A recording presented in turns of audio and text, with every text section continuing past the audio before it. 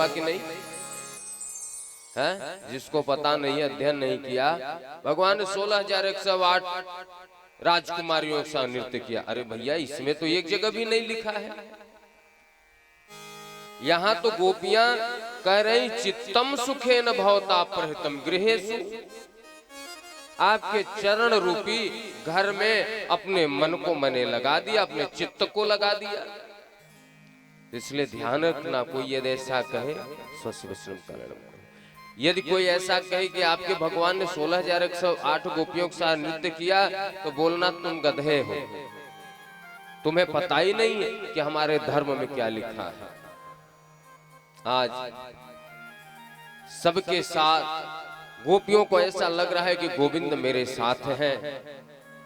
थोड़ी देर के बाद गोपियों को ऐसा लगा को गोविंद हम लोगों के घर हमारे पास आ गए, ये तो ठीक रहा। लेकिन गोपियों ने दूसरी बात सोच ली कि हम लोगों के ऊपर मोहित होकर के गोविंद आ गए, हमारी सुंदरता के पीछे आ गए। भगवान ने कहा ये बात गलत है।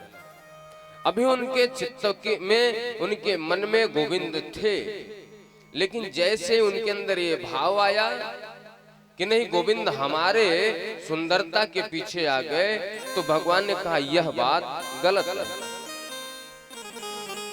तासाम तत् सौभाग्य मदम वीक्ष्यमानं च केशवः प्रसमाय प्रसादाय तत्रैवान्तर्धीयत।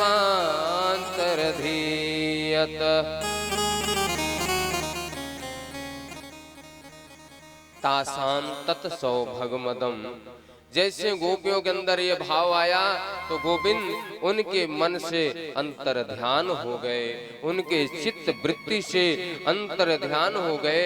गोपियां व्याकुल होने लगी, रोने लगी, विलाप करने लगी। अरे केशव, आप कहां चले गए? आप क्यों मेरे मन से दूर हो गए? क्यों मेरे चित्त वृत्ति से दूर हो गए केशव? और बैठे बैठे समाधि अवस्था में ही गोपियां भ्रमण करने लगी, लता पत्रों से पूछती हैं, पशु पक्षी से पूछती हैं कि मेरे गोविंद कहाँ गए? क्या आपने मेरे गोविंद को जाते हुए देखा? तुलसी मैया से कहती हैं, अरे तुलसी माता, आप तो विष्णु की प्रिया हैं, क्या आपने मेरे गोविंद को जाते हुए देखा है? कोई जवाब नहीं आया। एक सखी कहती है, अरे सखी, ये क्यों बताएगी मुझे? ये तो हमारी सौत है ना, ये कन्हैया की पता कैसे बताएगी? लता पत्रों से पूछती हैं, बरगद के वृक्ष से पूछती हैं, बाबा आप तो बुजुर्ग हो, आपकी तो बड़ी बड़ी जटाएं हैं, आपको तो अनुभव होगा, आप ही बता दो ना मेरे केशव कहाँ गए? कोई जवाब नहीं आया। दूसरी सखी कहती, अरे सखी, ये कैसे बताएगा? बुढ़ा हो गया, इसकी बुद्धि खराब हो गई, इसको खुद पता नहीं तो हमें कैसे बताएगा?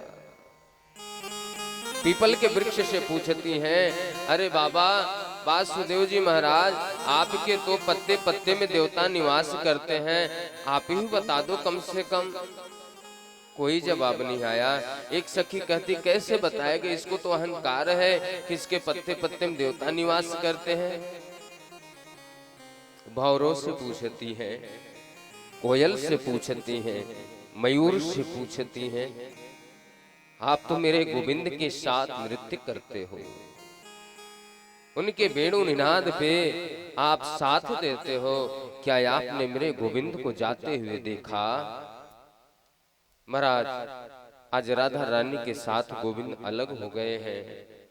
राधा रानी ने विचार की कि यदि गोविंद ज्यादा देर इनके मन से दूर रहे तो गोपियां मर जाएंगी, क्योंकि नाग का सब कुछ उसका मणि होता है और इन गोपियों का मणि गोविंद है। यदि इनकी मणि को दूर कर दिया जाएगा तो ये मर जाएंगी छटपटा करके। राधा रानी ने लीला किया। संतों ने एक मत और दिया कि राधा रानी को भी थोड़ा सा मद अहंकार हो गया कि सारी गोपियों में मैं श्रेष्ठ हूं, इसलिए गोविंद मुझे लेकर के अलग हो गए। राधा रानी बोली, ततो गत्वा वनोदेशम दीप्ता केशव मां बर्बीत न पारे हम चलितुम नयमाम तत्र ते मनः। केशव, कहां चले जा रहे हो? मैं पैदल नहीं चल पाऊंगी, मेरे पैरों में कांटे चुभ रहे हैं, अब मुझे गोद में उठा लो। संतों ने विनोद किया कि राधा रानी ने जानबूझ करके इस लीला की ताकि कन्हैया गोपियों को मिल जाए। कन्हैया ने देखा कि इनको भी थोड़ा सा मद है। राधे, मुझे वही प्रिय है जो निष्काम प्रेम मुझसे करता है। जिसके अंदर लेश मात्र का अहंकार है वह मुझे प्राप्त नहीं कर सकता। राधा रानी के मन से भी अंतर ध्यान हो गए। गोपियां भ्रमण करते हुए राधा रानी के पास आई। राधा रानी, आप क्यों रो रही हैं? बोले, जो मद आपको हुआ था वही मुझे भी हो गया, मुझे भी केशव छोड़ करके चले गए। आज राधा रानी के साथ गोपियां विलाप करती हुई, हा नाथ रमण पृष्ठ क्वासी क्वासी महाभुज दास्यास्ते कृपणाया में सखे दर्शय सनिधि। प्रभु, हम सब की क्या औकात कि मैं आपको अपना सखा बोलूं? क्या औकात कि अपने आपको आपकी सखी बोलूं? अरे हम सब तो आपकी दासी हैं। क्या मालिक का यही फर्ज होता है कि दास को छोड़ करके चला जाए? आप तो मेरे सब कुछ हो,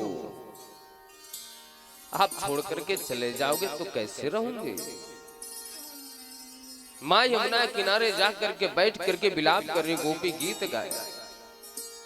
यमुना मैया से पूछती हैं, अरे कालिंदी मैया, क्या आपने मेरे श्याम को जाते हुए देखा? कोई जवाब नहीं आता। गोपियां कहती हैं, ये कैसे बताएंगी, ये भी तो कृष्ण की पत्नी है, ये मुझे क्यों पता उनकी बताएंगी? जयति तेधिकं जन्मना व्रज श्रयत इंदिरा शाश्वतत्र दयित दृश्यता दीक्षुतावका त्वयि धृता स्वतः बेचिंतवन्ते। अरे श्याम, यदि आपको दूर जाना ही था तो बेड़ू निनाद करके बुलाया क्यों? क्यों मेरे मन को विचलित किया? माता पिता भाई बंधु सबको छोड़ करके आपके शरण में आ गई और शरण में आते ही आप छोड़ करके चले गए। ये अच्छी बात नहीं है केशव, आप आ जाओ। क्या तलवार से ही गर्दन काटे तभी किसी को मारा जा सकता है? क्या किसी को तिरछी निगाह से देख करके प्रेम में फंसा करके नहीं मारा जाता है? क्या आपने प्रेम किया और बुला करके चले गए? चलो कोई बात नहीं, आप चले गए, मुझे कोई चिंता नहीं। हाँ, इस बात की जरूर चिंता है, जिन चरण कमलों को माता लक्ष्मी अपने हाथ से नीचे नहीं रखती, उन चरण कमलों को वनों में क्यों भटका रहे हो? कांटे चुभ जाएंगे, कंकड़ चुभ जाएंगे।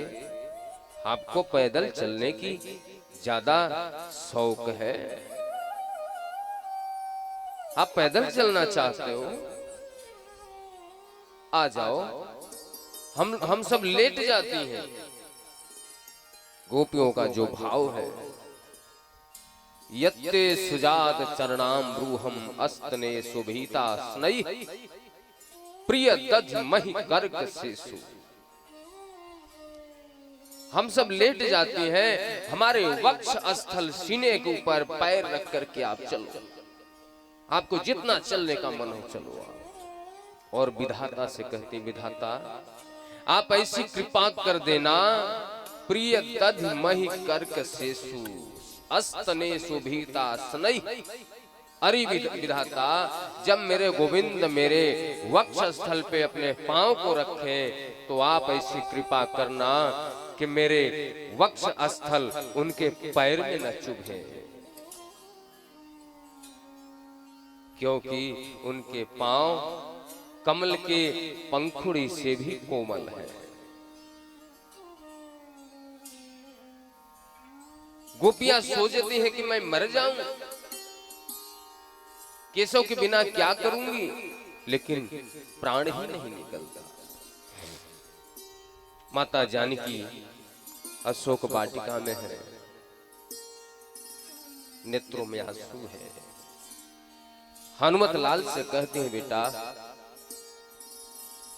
मैं सोचती मैं मर जाऊंगा, प्राण का त्याग कर दूं, लेकिन क्या करूं, ये प्राण निकलता ही नहीं। पहरेदार बैठे हुए हैं पहरे पे, लाख प्रयास करती हूं लेकिन प्राण नहीं निकलता। हनुमत लाल जी के भी नेत्रों में आंसू आ गए। ऐसे क्यों कर रहे हैं मैया, इंतजार करते करते थक गई।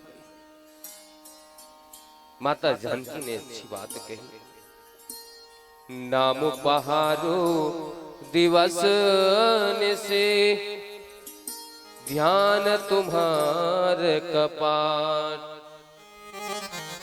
ये जो राम राम राम जो मैं नाम उच्चारण करती, ये दरवाजे पे पहरेदार लगे हुए बाहर जाने ही नहीं देते, इस शरीर से प्राण को निकलने ही नहीं देते। ध्यान तुम्हार कपाल, और प्रभु श्री राम का जो ध्यान लगा है वह दरवाजा है, ध्यान टूटता ही नहीं, इसलिए दरवाजा खुलता ही नहीं, तो यह प्राण निकल। यहां तक कि गोपियों का इतना शुद्ध भाव है कि गोपियां इतना तक कहती कि मेरी इतनी भी इच्छा नहीं कि मैं आपको स्पर्श भी करूं, या आप मुझे स्पर्श करो, ऐसी कोई इच्छा नहीं है। सिर्फ अपना दास मान लो और अपनी सानिध्य प्रदान कर दो। इतनी तो आप छूट दे सकते हो कि मैं आपको देख सकूं, आपका दीदार कर सकूं। महाराज आज गोविंद ने देखा गोपियां आत्मग्लानि कर रही है, प्रकट हो गए। कन्हैया ने कहा, क्यों विलाप कर रही हैं आप सब?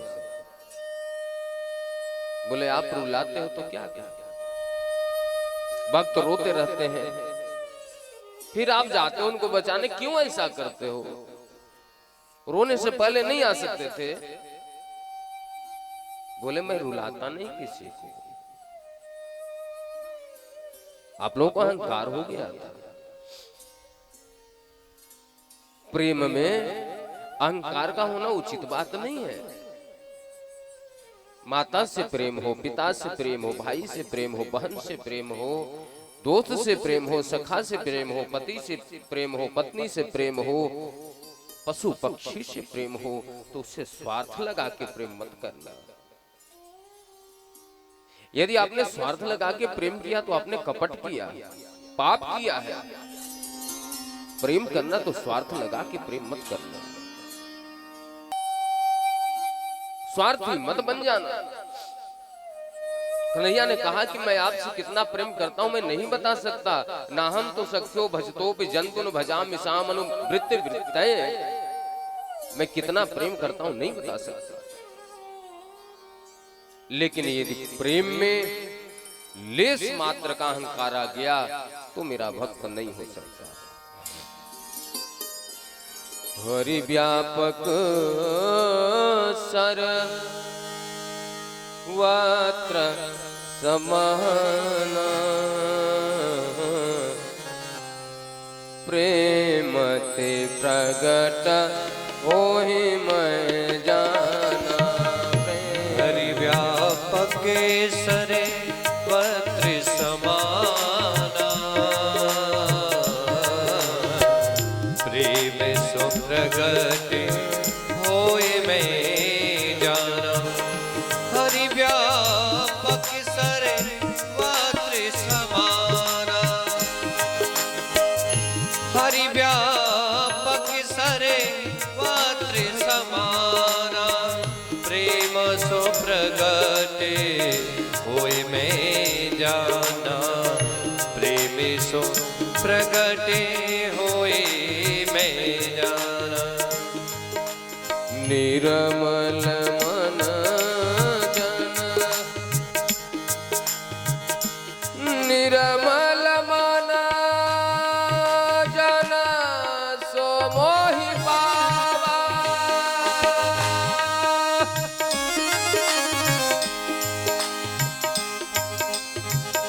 मोहि कपट चल क्षेत्र न भावा। मोहि कपटे छले क्षेत्र न भावा। मोहि कपट छले क्षेत्र न भावा।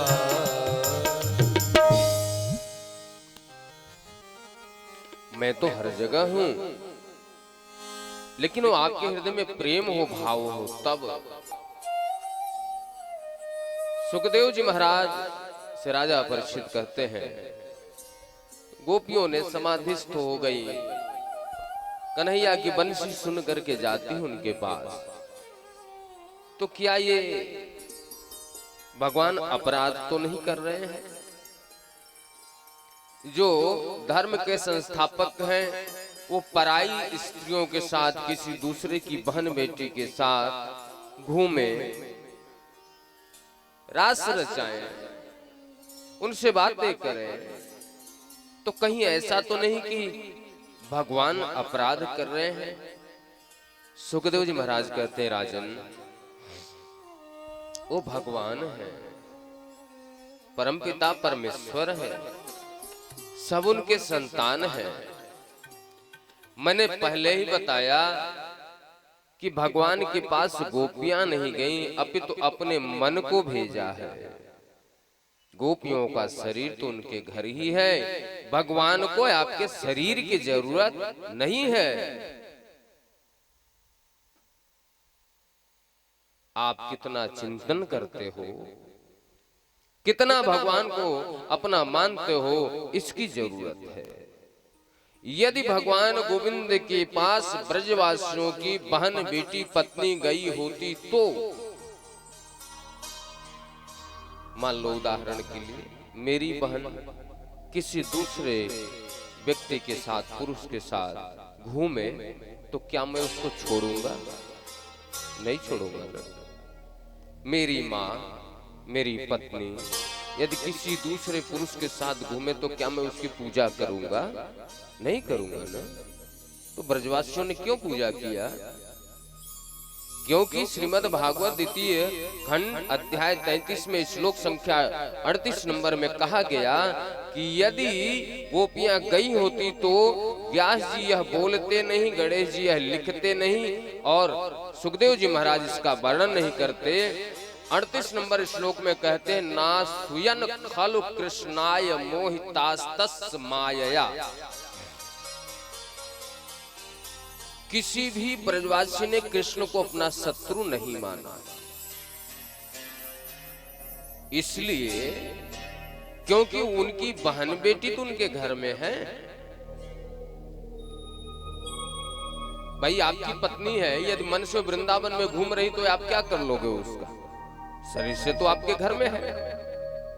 तो मन से यदि कोई कहीं घूम रहा है तो आप तो उसको ऑब्जेक्शन नहीं कर सकते, रोक नहीं सकते।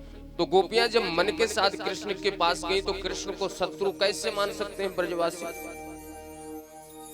इसलिए मन माना स्वपार्श्व स्थान स्वान दारान ब्रजौ सह।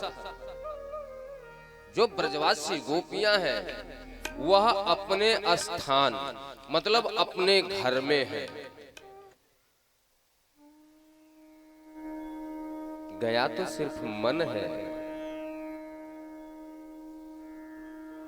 और मन से ही तो हम लोग भजन करते हैं। कभी बांके बिहारी की उस झांकी का दीदार करके सोचना, कभी लाडली जी के उस झांकी का दीदार करना। बरसाने में बैठी हुई हैं, बांके बिहारी बैठे हुए हैं, पर्दा खुल रहा है, बंद हो रहा है, मन में एक ही बात आएगी, चलो वृंदावन, चलो बांके बिहारी के पास, चलो अपने लाडली जी से मिलकर के आते हैं।